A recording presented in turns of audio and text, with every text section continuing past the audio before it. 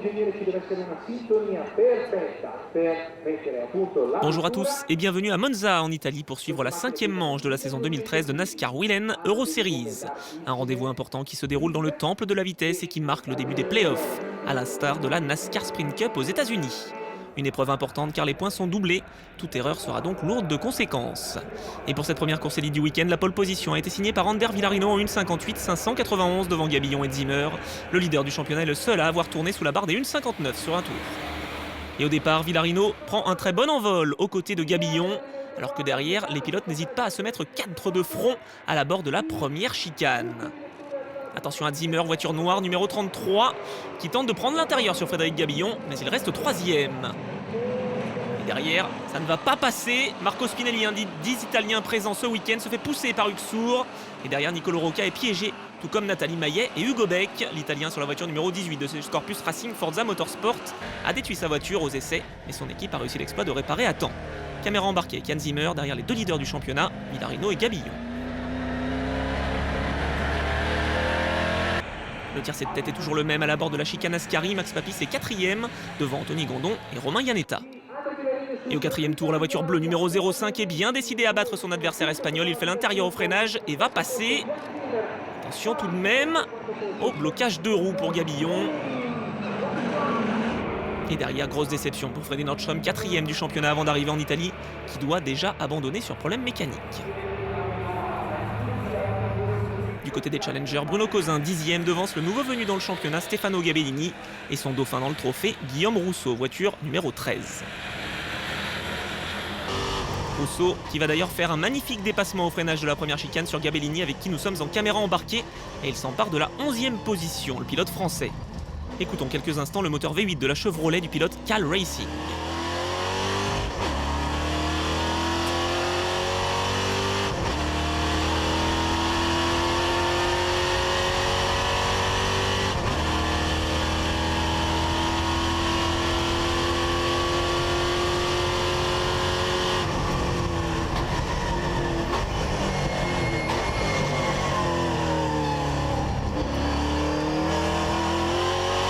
Et quelques boucles plus tard, Rousseau va même reprendre l'avantage sur Bruno Cousin. Il est 10e et leader du trophée Challenger.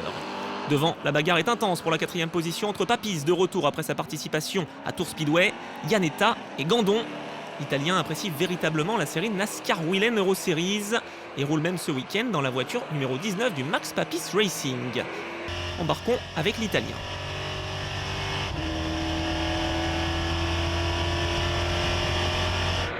Romain Iannetta, très en vert depuis le début du week-end, va déborder Papis pour s'emparer de la 4e position. Le pilote RDV Compétition McDonald's prend déjà quelques longueurs d'avance sur ses deux poursuivants en début de ligne droite. Derrière, Gandon va même imiter Iannetta, puisqu'il va prendre l'aspiration sur Max Papis. Il va tenter de prendre l'intérieur et ça passe pour le Français sur l'Italien. En tête, Gabillon mène toujours devant le leader du championnat, Ander Villarino et Jan Zimmer. Les trois hommes se sont véritablement détachés de tout le peloton. Caméra embarquée avec Ander Villarino, le leader du championnat, qui prend l'aspiration derrière Gabillon. Il va effectuer une manœuvre très propre à l'issue de la ligne droite. L'Espagnol retrouve donc la première position et prend quelques longueurs d'avance sur Frédéric Gabillon, obligé de lâcher en raison de la température élevée de sa machine en fin de course. Villarino est donc bien installé en tête. Il va se diriger vers une nouvelle victoire. Et à l'issue des 15 tours, donc, c'est le pilote TFT de la voiture numéro 2 qui s'impose devant Gabillon et Zimmer, le premier junior. En challenger, Guillaume Rousseau s'impose et reprend des points à Bruno Cousin. On va découvrir la suite du classement.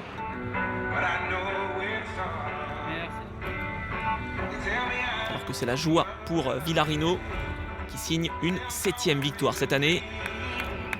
Il est véritablement très heureux et il célèbre son succès dans les bras de sa femme.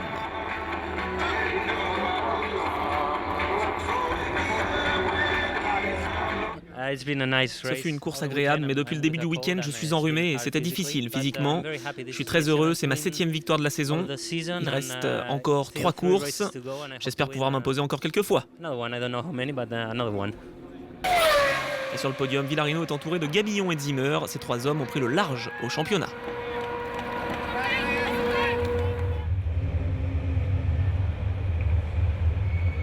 Deuxième course élite sur l'autodrome de Monza et Ander Villarino signe une nouvelle pole position cette saison. Grâce au meilleur tour qu'il a effectué en première manche, il partira devant ses deux rivaux au championnat, Frédéric Gabillon et Yann Zimmer.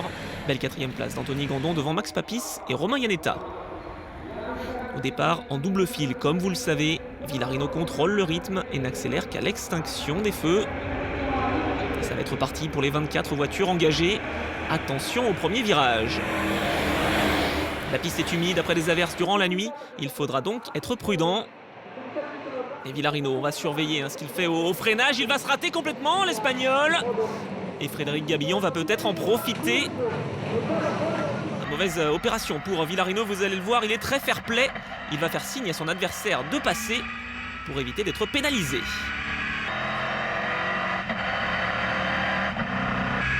Et Yann Zimmer n'en demandait pas tant, il prend l'aspiration derrière la voiture numéro 2 et va s'emparer de la deuxième position à l'extérieur de la Curva Grande.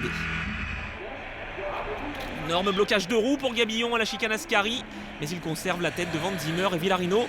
Romain Iannetta à hauteur d'un très bon départ est déjà quatrième. Et à l'issue du premier tour, Gabillon s'est construit un petit matelas d'avance sur Zimmer alors que Villarino est menacé par Iannetta dans la ligne droite. Le Français semble très à l'aise dans ces conditions piégeuses et il va s'emparer de la troisième position après un très beau freinage en bout de ligne droite.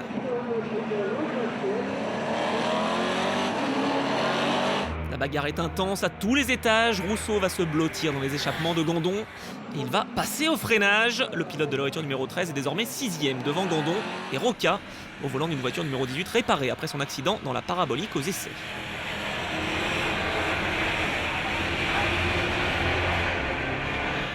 Gabillon, Zimmer, Iannetta et Villarino, c'est le classement après 4 tours. Mais attention, ce n'est pas fini cette course, puisqu'à la bord de la chicane Ascari, le leader de l'épreuve se rate et va sortir un petit peu large.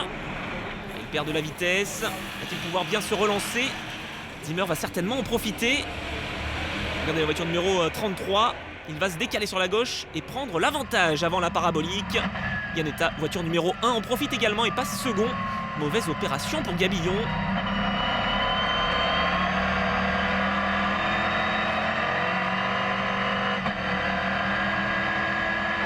Zimmer mène donc son premier tour ce week-end.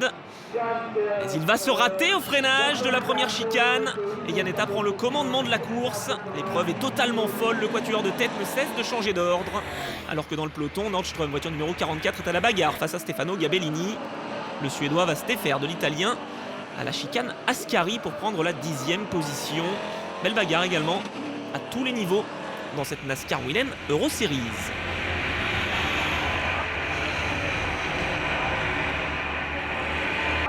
Et devant, ça continue.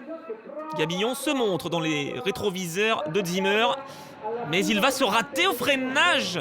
Belle glissade bien maîtrisée. Mais c'est Iannetta qui se rate et Zimmer va en profiter.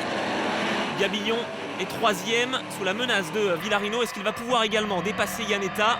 Caméra embarquée avec Frédéric Gabillon. Non, ça ne passe pas.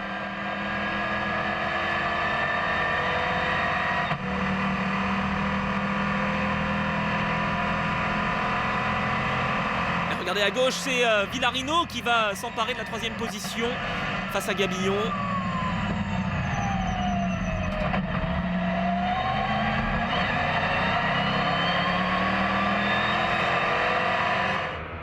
Cette course est très animée. Iannetta va même profiter d'une petite glisse de Zimmer pour reprendre le leadership, alors que Villarino se loupe de nouveau au freinage de la première chicane, tout comme au premier tour. Et il va relaisser passer Gabillon. Décidément, les conditions sont très difficiles pour tous les pilotes. Et la preuve est faite avec Iannetta qui va sortir trop large dans le deuxième Lesmo et perdre sa première position. Vous l'avez aperçu sur la gauche, le pilote RDV Compétition aura mené jusqu'au pénultième tour. Zimmer est sous la menace de Gabillon. Dans le dernier tour, Iannetta a dû lâcher prise. Est-ce que Zimmer va pouvoir tenir? Eh bien oui, le Suisse de 23 ans va remporter sa première victoire en carrière devant Gabillon et Villarino au terme d'une course intense. Iannetta est 4e devant le champion NASCAR Willen Euro Series 2009, Willy Poussena.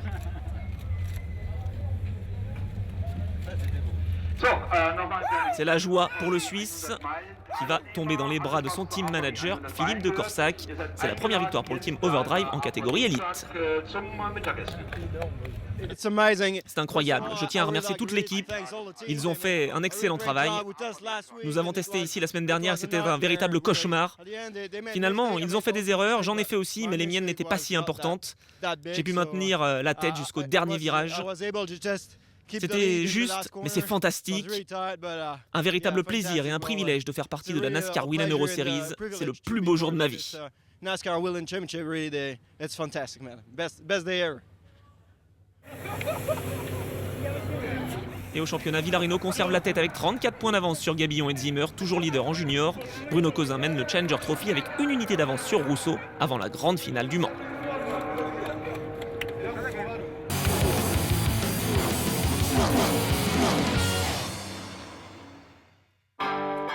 En venant pour la première fois dans le temple de la vitesse, la NASCAR Willen Euro Series a écrit une nouvelle page de son histoire. Monza, une piste mythique qui a accueilli les plus grands championnats internationaux et qui provoque toujours des émotions particulières aux pilotes. C'est un grand plaisir d'être ici à Monza. La dernière fois, c'était avec ma Formule 1 en 1995. Et vous savez, quand je suis arrivé ici aujourd'hui, c'était un sentiment incroyable. C'est ma course à domicile, j'avais l'habitude de venir quand j'étais enfant. Même chose pour son compatriote Davide Amaduzzi, dont c'est aussi la course à domicile. C'est un jour très spécial, je suis très fier d'être ici pour disputer la première course de NASCAR à Monza. J'ai de nombreux souvenirs, j'ai piloté avec beaucoup de voitures différentes dans ma carrière sur ce circuit. Je pense que c'est un grand privilège de pouvoir rouler à Monza sur l'une des pistes les plus célèbres dans le monde. C'est un endroit génial, vous savez, il y a beaucoup d'histoires et quand vous pilotez ici, vous savez que vous avez accompli quelque chose de spécial. Cette piste de Monza, longue de 5 km 793, n'est pas facile à appréhender. Entre longue ligne droite et chicane, il faut choisir le bon compromis pour les réglages des voitures.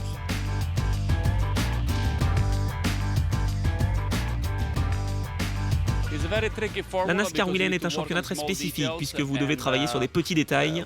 Nous faisons de notre mieux avec ce que nous avons sur cette piste.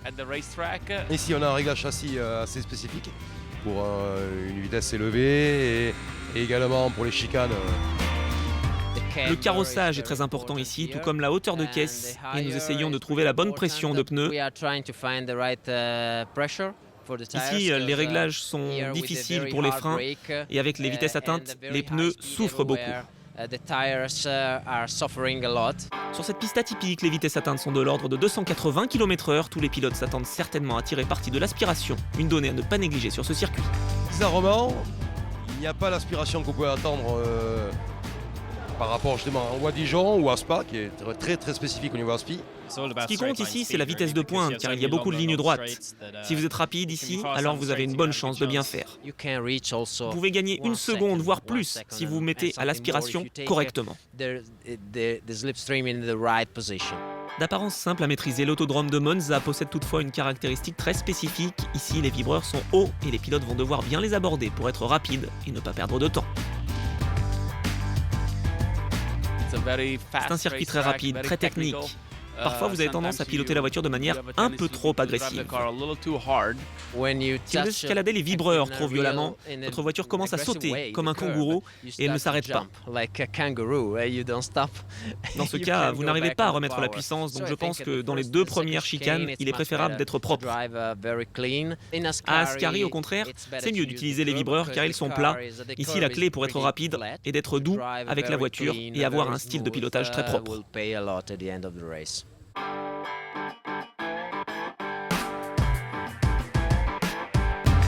Mais que pensent les pilotes de cette piste composée de 8 virages dont 3 chicanes? Ont-ils un virage préféré? J'aime simplement cette piste et je n'ai pas un virage que j'aime en particulier. Mais la parabolique est le virage à Monza. Pour y être rapide, vous devez être courageux. C'est un virage très technique, vous savez, je pense qu'il y a quelque chose à faire là-bas. Si vous êtes bon dans ce virage, vous pouvez bien négocier la longue ligne droite des stands et doubler vos adversaires. Pour moi, c'est Ascari, car c'est peut-être l'un des virages le plus techniques du circuit et la chicane la plus rapide.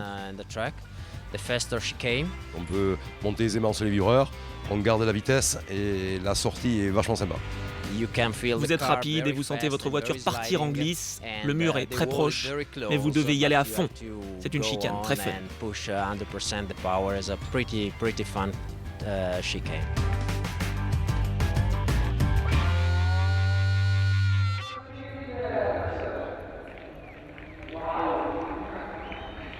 sommes toujours à Monza, en Italie, pour la première course Open du week-end.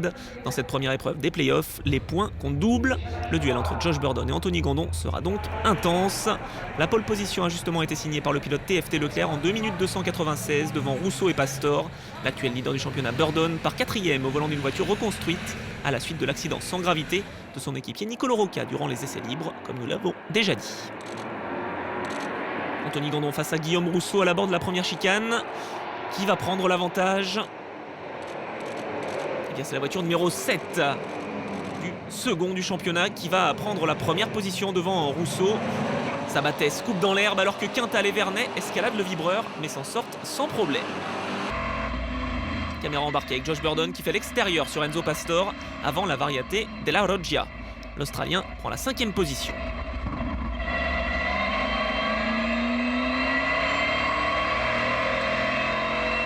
Gandon, Rousseau, Linossi, Moccia, Burdon, voici le top 5 après un tour.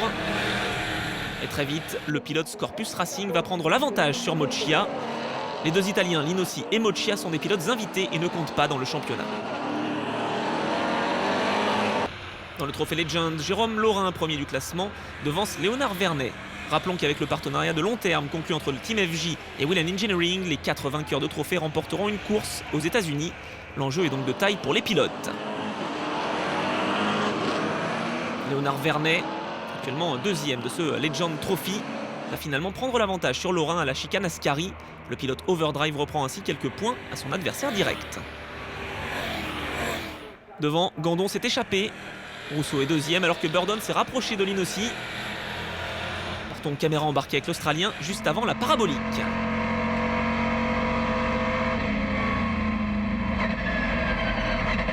Bon, il se rate un petit peu, l'Italien, Linossi au freinage.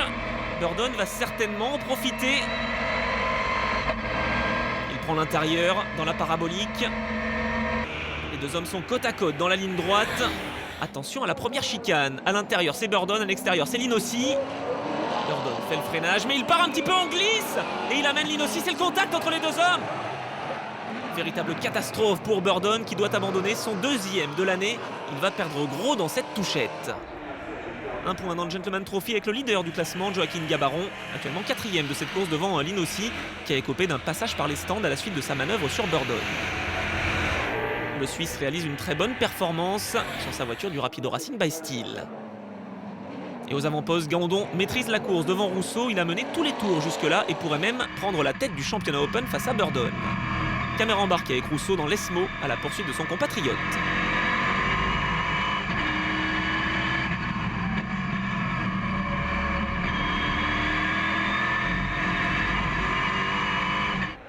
Mais le pilote de la voiture numéro 7 maîtrise véritablement son sujet et va s'imposer pour la 3e fois de l'année dans ce championnat. Le pilote TFT prend ainsi les commandes du championnat pour 12 points. Et vous allez le voir, il est véritablement ravi.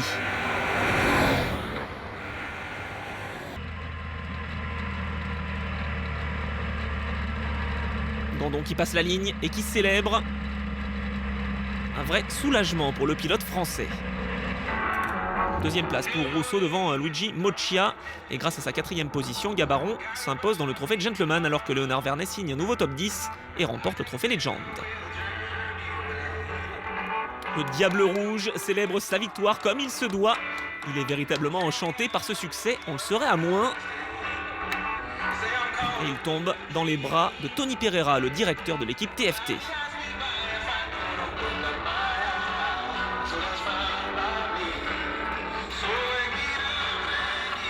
Je suis très content de cette victoire déjà pour le team et tout, ils ont fait du super boulot.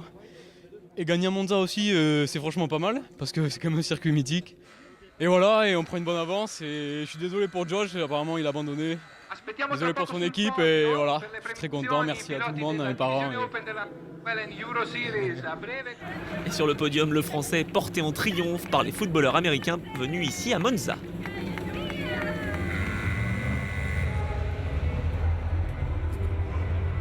Deuxième course Open de ce week-end, avec la pole position une nouvelle fois signée par Anthony Gandon. Le Français s'élance devant Guillaume Rousseau et Josh Burdon, auteur d'un très bon temps au tour, malgré son abandon prématuré dans la première course. Gabaron est 4e devant Luigi Moccia et le 3e larron au championnat, Julien Goupy, voiture numéro 44. Au départ, c'est Gandon qui est aux côtés de Rousseau. Burdon est dans les échappements du Français. Et il va tout de suite se décaler pour se placer derrière Rousseau. Est-ce qu'il va prendre l'avantage sur Gandon à l'extérieur? Non, ça ne passera pas pour l'Australien. Il reste 3e, mais il est véritablement remonté dans cette course. Après, c'est les mésaventures du début de week-end. Très bon envol de Rousseau qui mène devant Gandon et Burdon. Mais avant la fin du premier tour, le pilote Scorpius Racing avec qui nous sommes embarqués va prendre l'avantage sur son rival direct au championnat. Les points étant doublés, Burdon doit s'imposer pour revenir sur le Français. Et l'Australien va même prendre l'aspiration sur Rousseau. Voiture blanche, jaune et verte. Ça paraît plutôt facile, mais ça ne l'est pas. Il prend l'extérieur et va se défaire de Rousseau au freinage. Attention quand même aux parties humides. À la chicane, oui, Gandon qui a failli partir tout droit. Finalement, il est 2e et Rousseau se relance mal et c'est Goupy qui va en profiter pour s'emparer de la 3e position. Belle bagarre devant, mais du côté des trophées Legend, eh bien, la bagarre continue entre Lorrain, équipe pole position 81, voiture numéro 55, et Vernet, voiture blanche numéro 22. Les deux hommes ne se quittent plus ce week-end. Et le Suisse va même effectuer un très bon freinage à la chicane Ascari pour prendre l'avantage sur son adversaire direct. Devant, Burdon mène. Gandon est 2e sous la menace de Julien Goupy. Le pilote Rapido Racing by Steel est peu en réussite depuis le début du week-end. Gandon se rate un petit peu à la chicane. Goupy va mieux ressortir et en profite pour le déborder. Il passe ainsi 2e et prend déjà quelques longueurs d'avance sur le Français. Chez les gentlemen, Joaquin Gabaron devance Eric Quintal. Voiture rouge et jaune au fond de l'image. Le pilote de la voiture numéro 05 possède 43 points d'avance sur le pilote TFT dans ce classement. Et attention au freinage. Vous allez le voir, Quintal part en tête à queue à la première chicane. Gabaron n'en demandait pas tant pour prendre le large au championnat. Gabaron ici devant Sailesh Bolissetti, mais il va se faire doubler le pilote suisse. Après 10 tours de course, il va ralentir et être contraint à l'abandon sur problème mécanique. Coup de théâtre dans ce classement. Saluons encore une fois l'intervention efficace et rapide des commissaires de piste. Burdon est toujours premier, mais Goupy s'est rapproché dans les derniers tours. Le Français va-t-il pouvoir tenter une attaque ?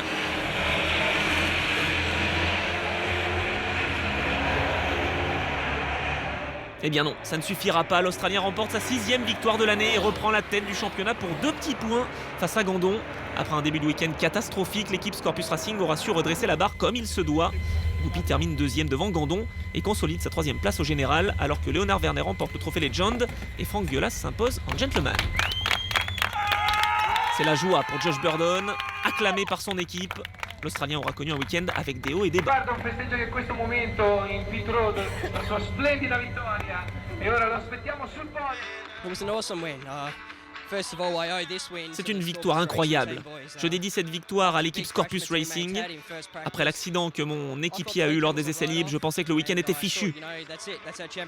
Notre championnat aurait pu être terminé, mais le fighting spirit de cette équipe est exceptionnel. Ils ont réparé la voiture pour que nous roulions lors des qualifications. C'était peut-être pas la voiture parfaite, mais elle m'a permis d'être devant et je devais gagner après avoir perdu la tête du championnat. Je suis très heureux, véritablement.